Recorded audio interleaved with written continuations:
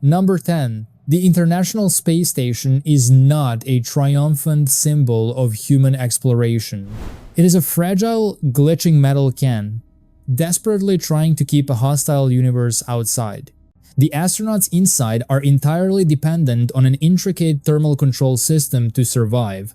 This system relies on highly toxic ammonia to disperse the immense heat generated by the station's electronics. If this cooling loop fails, the side of the station facing the sun will instantly cook the crew alive. Yet, this critical system regularly springs unpredictable leaks, venting lethal ammonia snowflakes into the sterile void. A single malfunction, one microfracture in a pressurized line, that is all it takes for the illusion of safety to crumble. We are not conquerors of the cosmos.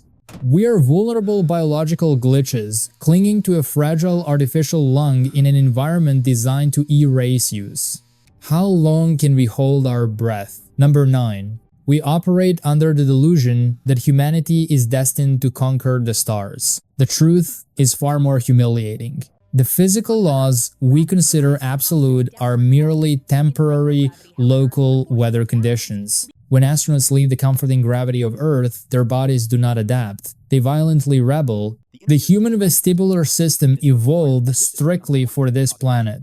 In microgravity, the brain receives entirely contradictory signals and catastrophically short circuits.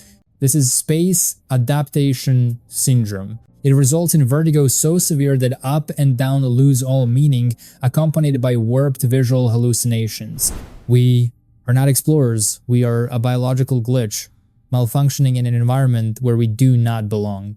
But physiological malfunction is just the universe's warning shot. What waits outside the pressurized hull is absolute, merciless hostility.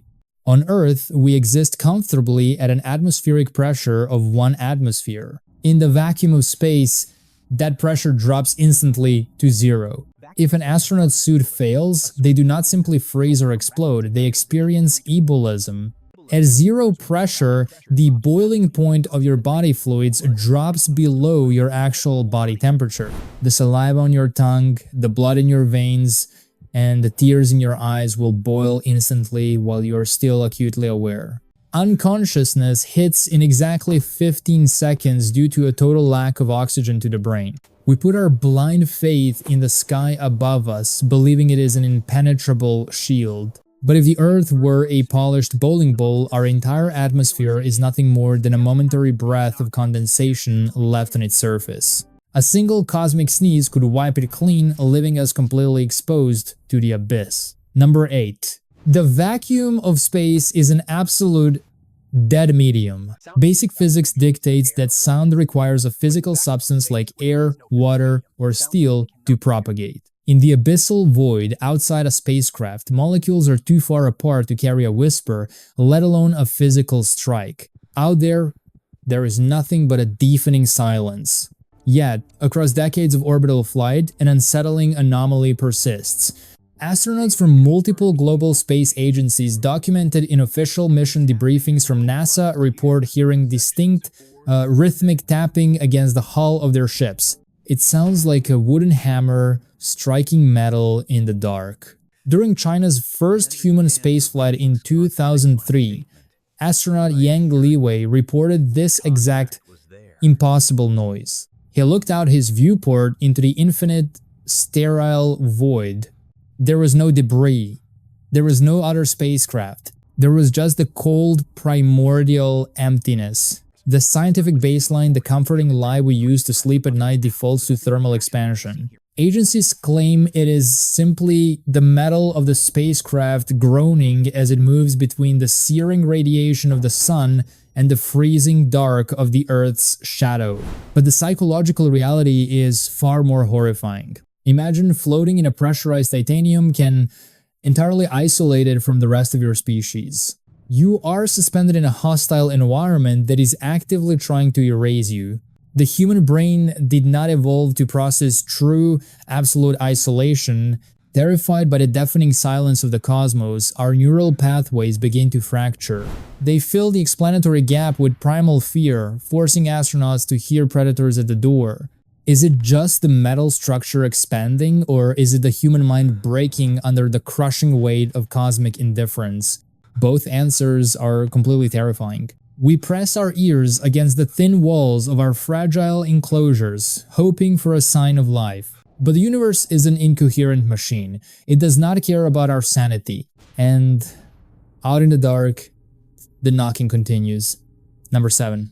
We view space travel as a measure of distance, counting the millions of miles between sterile planets.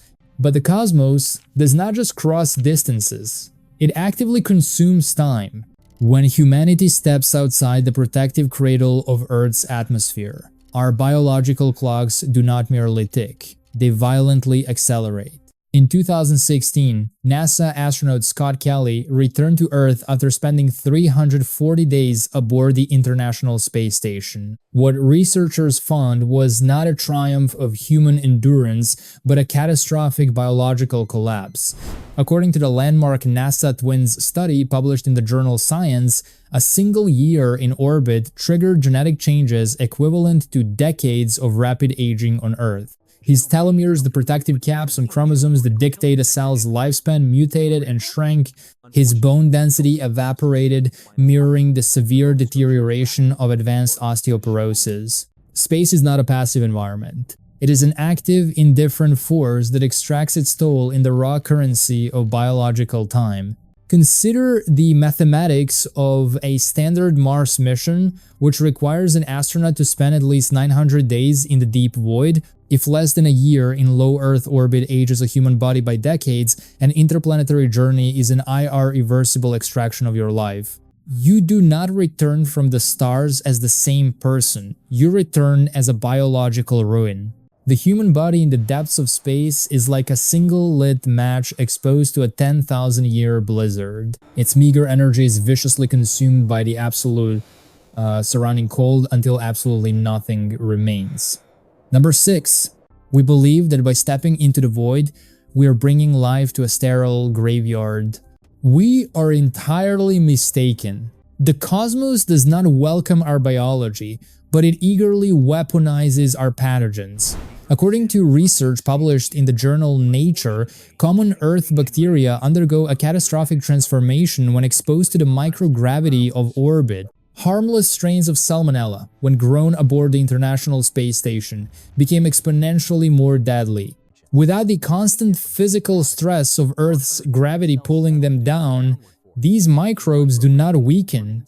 Instead, they dedicate all of their cellular energy to reproduction and defense. Their genetic expression alters, their cell walls physically thicken.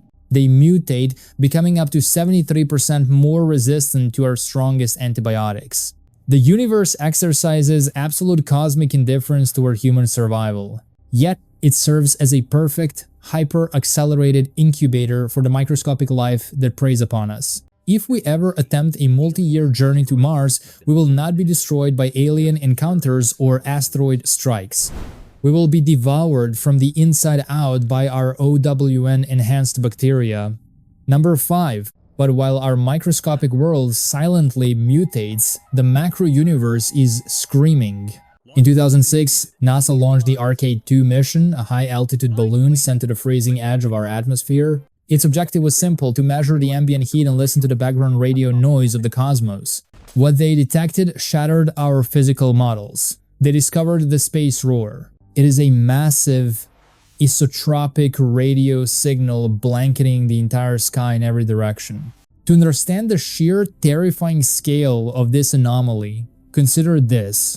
If you took every single star, every black hole, every quasar, and every galaxy in the entire observable universe and combined their radio output into one single blast, the space roar is still 6 times louder.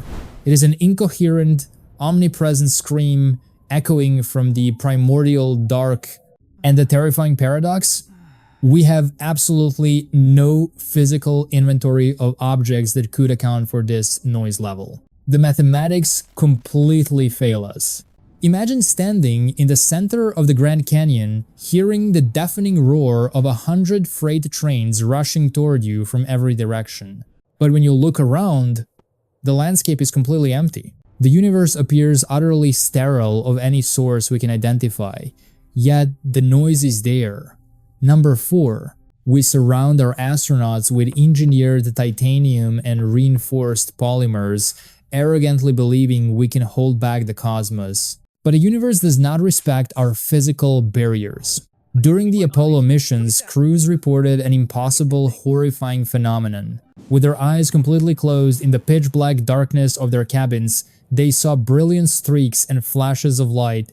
These were not hallucinations born of isolation. They were experiencing high-energy cosmic rays physically passing through the hull of the spacecraft, penetrating their skulls and directly striking their optic nerves. The astronauts were literally watching the radiation slowly dismantle their biology. To understand the catastrophic nature of this threat, we must look at the mass-energy equivalence formula E equals mc squared. When a microscopic particle moves at near light speed, its kinetic energy becomes absolute devastation. These invisible projectiles do not just pass through the body, they literally unzip human DNA, severing the fundamental molecular bonds of our existence. Relying on modern spacecraft shielding to stop these relativistic cosmic particles is like trying to stop a volley of armor-piercing bullets with a wet sheet of tissue paper. And the threat is completely indifferent to our survival.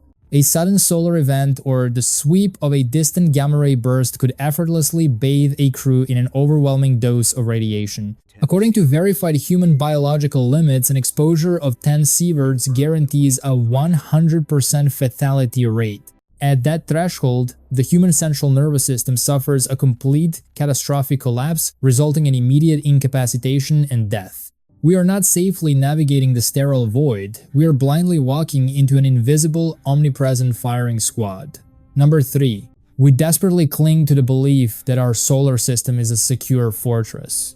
We assume the heliosphere, the magnetic bubble generated by our sun, is a perfectly understood shield against the abyssal dark. In 2012, NASA's Voyager 1 spacecraft finally breached this boundary, crossing into the interstellar medium. What the telemetry data revealed was not a predictable transition, but a catastrophic failure of our physical models.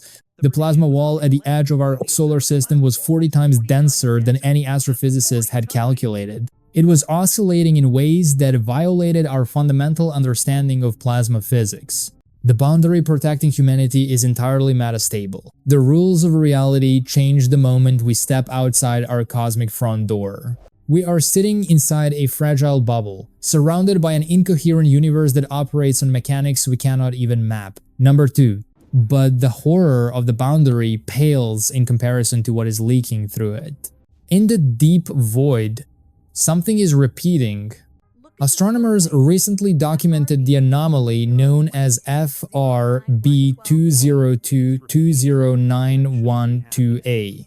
It is a fast radio burst, an event that typically flashes once with the energy of a million suns and vanishes. But this one did not vanish. It emitted over 500 distinct, powerful signals in a span of just 2 months. When scientists at the SETI Institute analyzed the frequency drift of these bursts, the blood drained from their faces, they found mathematical structures. The data does not match the profile of a dying magnetar. It does not match the spin of a pulsar. It occupies a terrifying middle ground between natural cosmic noise and structured, deliberate communication. This is the ultimate uncomfortable paradox of our existence. If the universe is entirely sterile, we are completely alone in a decaying graveyard.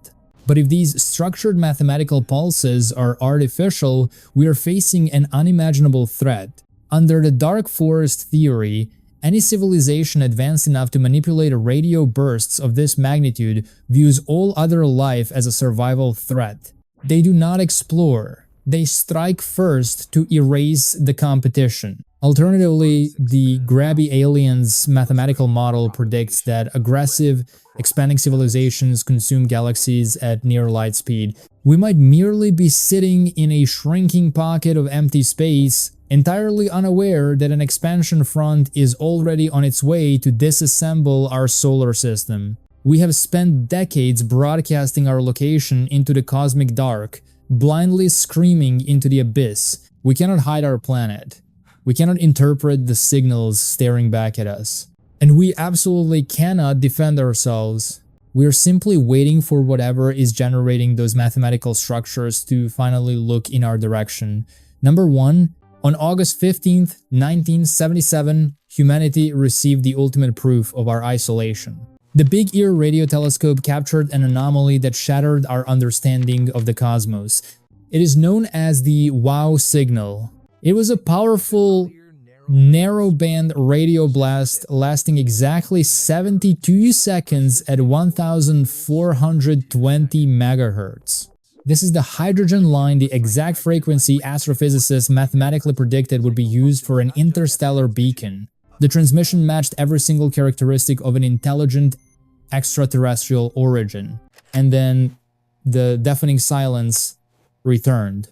Despite 50 years of relentless monitoring by the most advanced observatories on Earth, it has never been detected again. To understand the sheer hopelessness of this paradox, consider the scale of the primordial void. Searching the infinite cosmos for that exact signal again is like dropping a single sewing needle into the abyssal depths of the Pacific Ocean. You must wait a decade and simply hope a blind fish happens to swallow it.